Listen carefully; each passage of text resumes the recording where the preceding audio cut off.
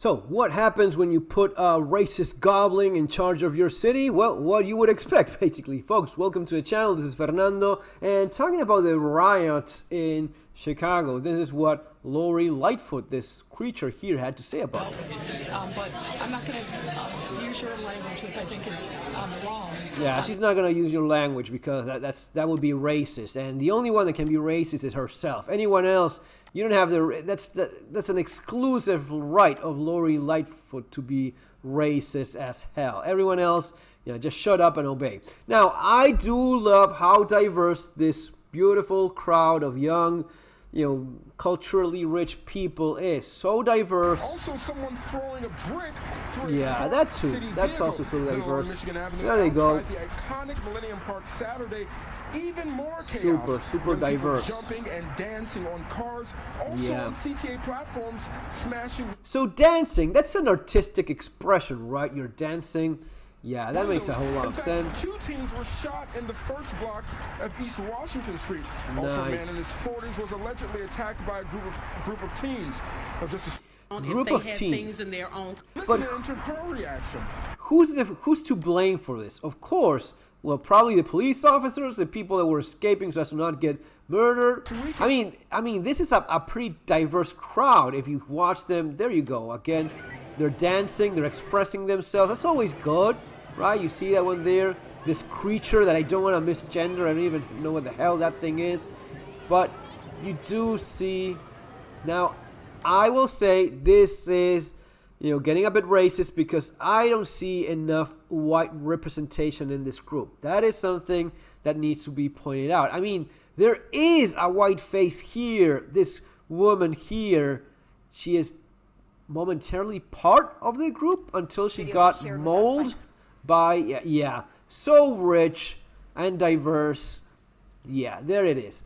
So I think she's okay. I think she made it out of there alive, which is more than some people can say about it. But you cannot avoid noticing that always the blame seems to go towards the same direction. And here we have one of the community leaders explaining why this is happening. Listening to her reaction. How do you justify something like this? You don't. I don't justify this behavior. But think about this. Would they be downtown if they had things in their own community? Had we passed the peace book, like young people asked us to, stuff like this wouldn't happen. Absolutely, you should be held accountable for doing things like that. But you should be, but would not be in these spaces if we provided them. We told y'all this was going to happen 15, 20 years told y'all. This is what happens when you close schools. This is what happens when you take away after-school programs. This is what happens when you don't invest in them on the front end.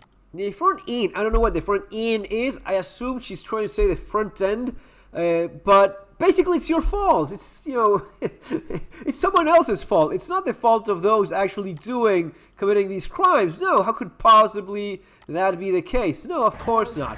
Always blame someone else. Smashing windows. Anyway, seriously, they are flaming division. I've never seen this level of racism before. The idea that you have a right to just, beat on someone simply because they have the wrong skin color, like you just saw with that poor woman. I think she had like a boyfriend that was a black kid. But it's not okay to have the wrong skin color when the rich and diverse teens end up doing their thing in downtown Chicago.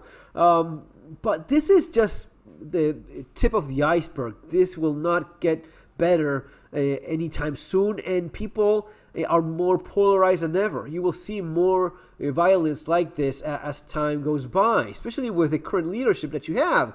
You have a president and a government right now that is only incentivizing this, just making it all about how much of a right these people have to go and just beat on those that are not aligned with their ideology.